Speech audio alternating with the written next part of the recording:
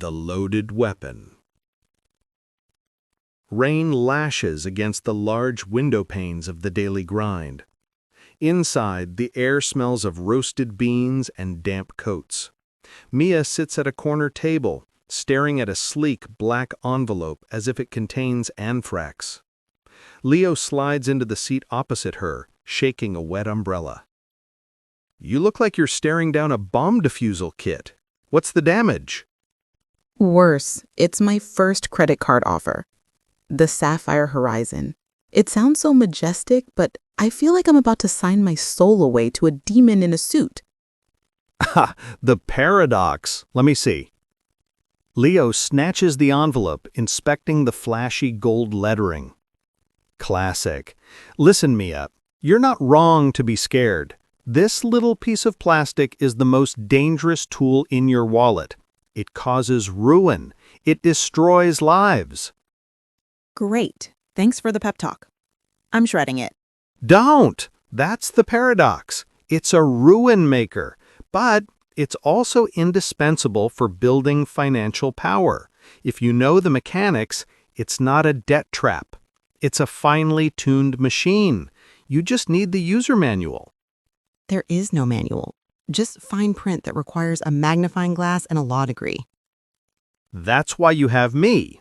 I've done the deep dive. I've read the security manuals, the optimization guides. I'm going to give you the playbook.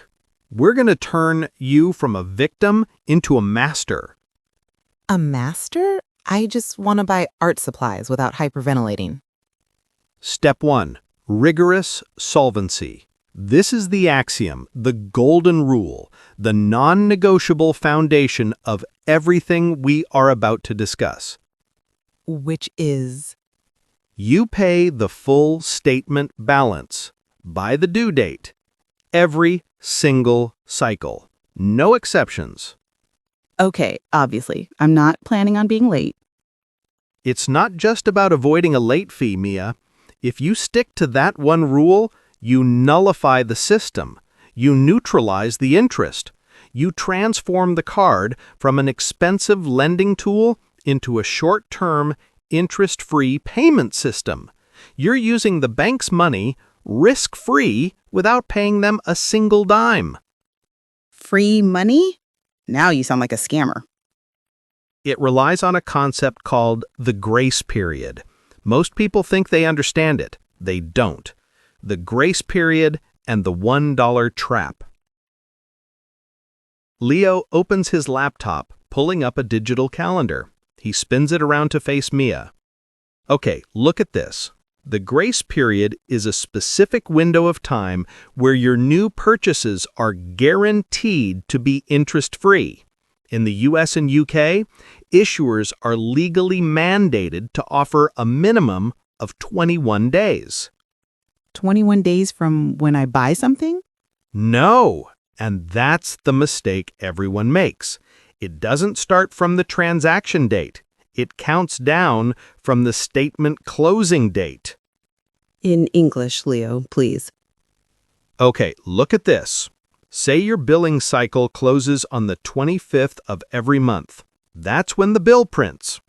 If you buy a canvas on the 1st of the month and the statement doesn't close until the 25th, you've already had 25 days of free float. Then the bill generates and you get the mandated 21-day grace period to pay it. So 25 days plus 21 days, that's like 6 weeks? Exactly. 6 weeks where your cash stays in your high-yield savings account, earning interest for you while you spend their money.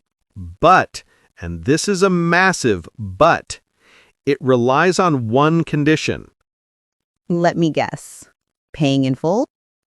Precisely. The grace period is a recurring reward. You have to earn it every month. Let me hit you with a scenario.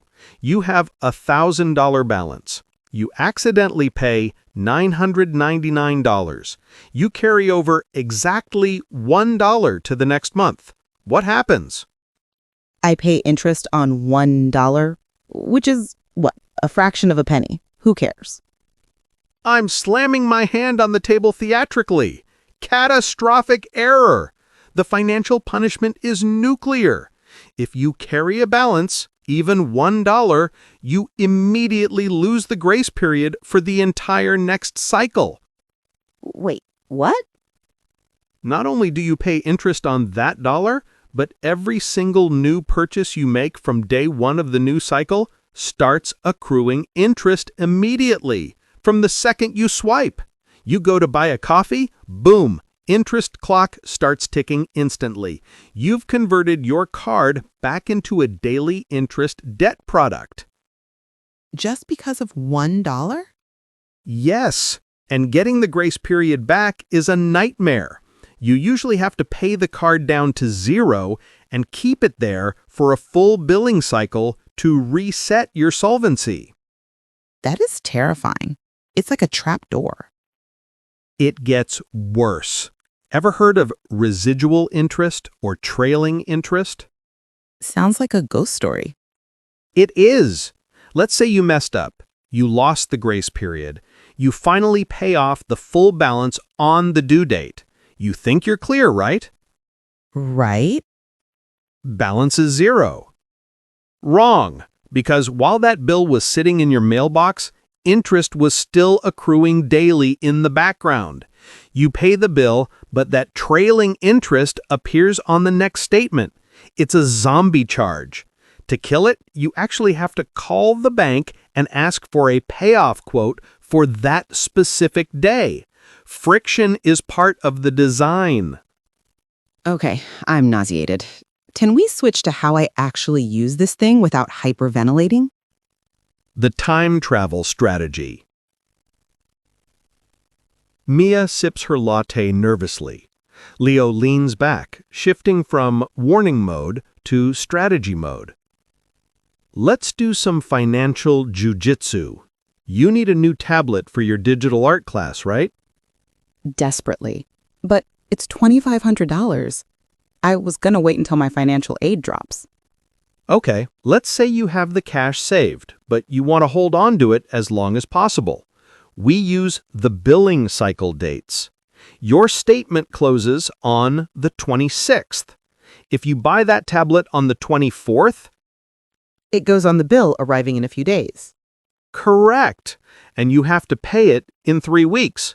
But if you wait just 3 days and buy it on the 27th, the day after the statement closes, It misses the bus? exactly. It won't appear until the next statement, which closes on the 26th of the following month.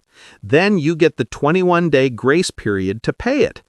You've just extended your interest-free financing to nearly 2 months.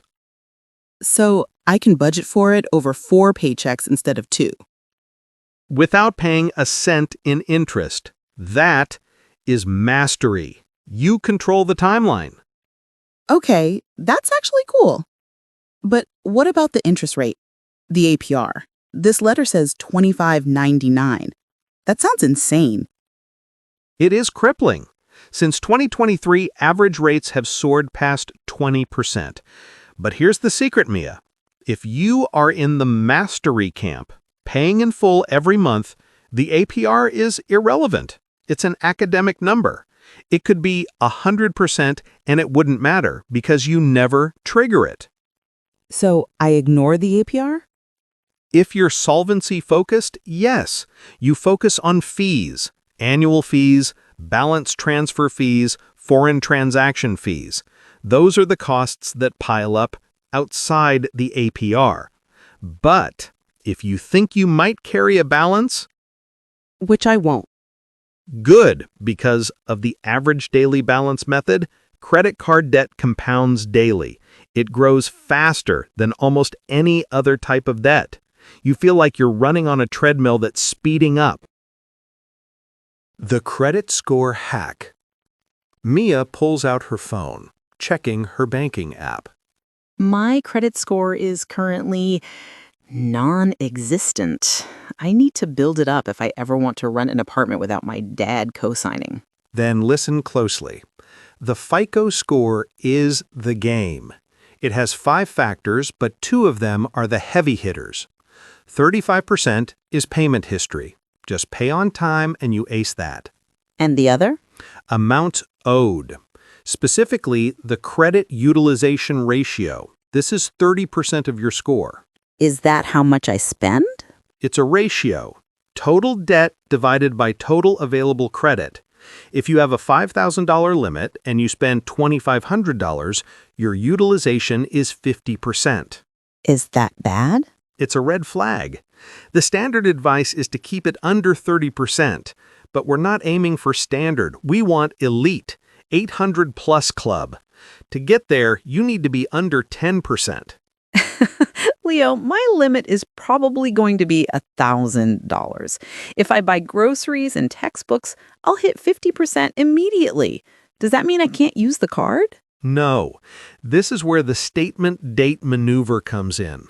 Lenders usually report your balance to the credit bureaus once a month right after the statement closes. Okay. So, imagine you've spent $900 on your $1,000 limit. 90% utilization. Disaster for your score.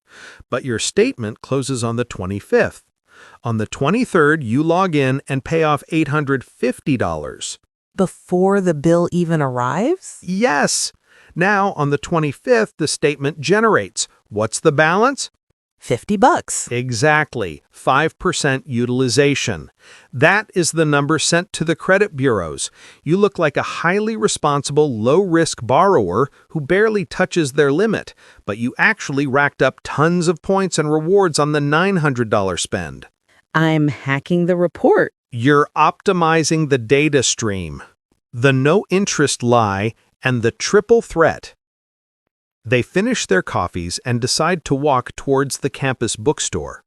As they pass an electronics store, a massive banner screams, 0% financing for 12 months. See that? That looks like a good deal. 0% interest. Leo stops walking abruptly. Mia, look at me. That is the most deceptive trap in the industry. It's called deferred interest. It says 0%. It is not true 0% APR. In a true 0% deal, if you still owe money after a year, you start paying interest on what's left. Fair enough. But with deferred interest, if you owe even $1 when the clock runs out, Don't tell me. they apply retroactive interest to the entire original balance dating back to day one. No way! That's legal? It is.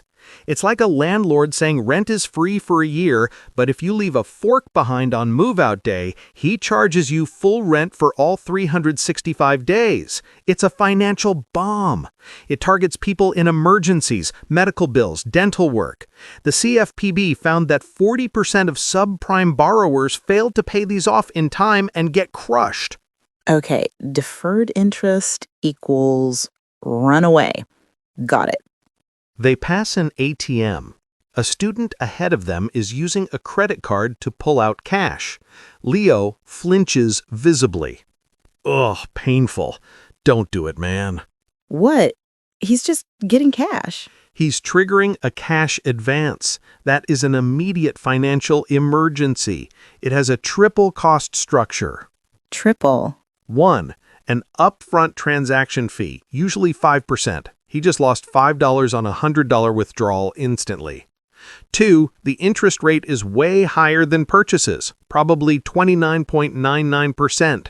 3. No grace period. It starts ticking immediately? The second the machine spits out the cash, the interest is compounding daily. It's the most expensive money you can buy. If you need cash, use a debit card. If you're in a bind, a personal loan. Never, ever use the credit card at the ATM. Global defense. They arrive at the park near campus. Mia sits on a bench, looking at the credit card offer again. It looks less like a bomb and more like a puzzle she now knows how to solve. So I'm planning that study abroad trip to Italy next summer. Oh, huge. You need to prep for that now. 2 words. Foreign Transaction Fees, FTFs. Another fee? Most cards charge 3% on every purchase made abroad. You spend 4,000 euros on your trip, you just set $120 on fire. You need a card that explicitly states no foreign transaction fees. I'll check the summary box. And when you're there, never let the merchant choose the currency. They'll offer to charge you in US dollars to make it easier. It's called Dynamic Currency Conversion, DCC. Let me guess, it's a ripoff? Massive.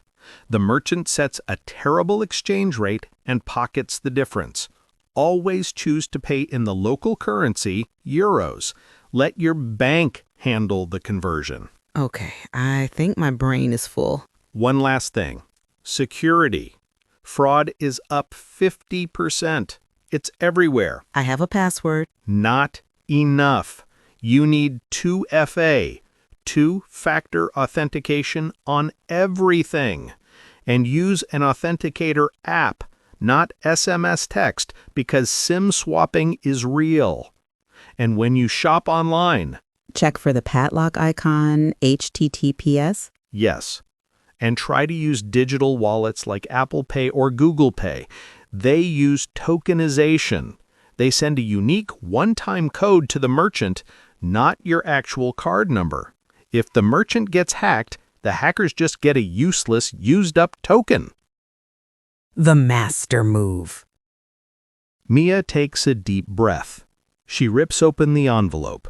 She reads the summary box on the back of the paperwork. Minimum interest charge, $2. Foreign transaction fee, none. Looks like a decent travel card. So here's the plan. I set up auto pay for the full statement balance so I never violate the axiom. Check. I use it for my groceries and Spotify to build points, but I pay it off a few days before the statement closes to hack my utilization ratio. Check. I never touch the ATM with it. I never fall for deferred interest. And I lock it down with 2FA. Mia, I think my work here is done. You're not just a user anymore. No? I think my work here is done. You're not just a user anymore. No? The credit card companies call people who pay in full and never pay interest deadbeats, because they don't make money off us. We game the system. Then I guess I'll be the best deadbeat they've ever seen? Mia tucks the paper into her bag, not with fear, but with calculation. The rain has stopped. Great work today. Keep going. Every lesson helps you improve your English. I'm excited to see you in the next video. Don't forget to like, share, and subscribe for more fun lessons. Keep learning and see you again soon.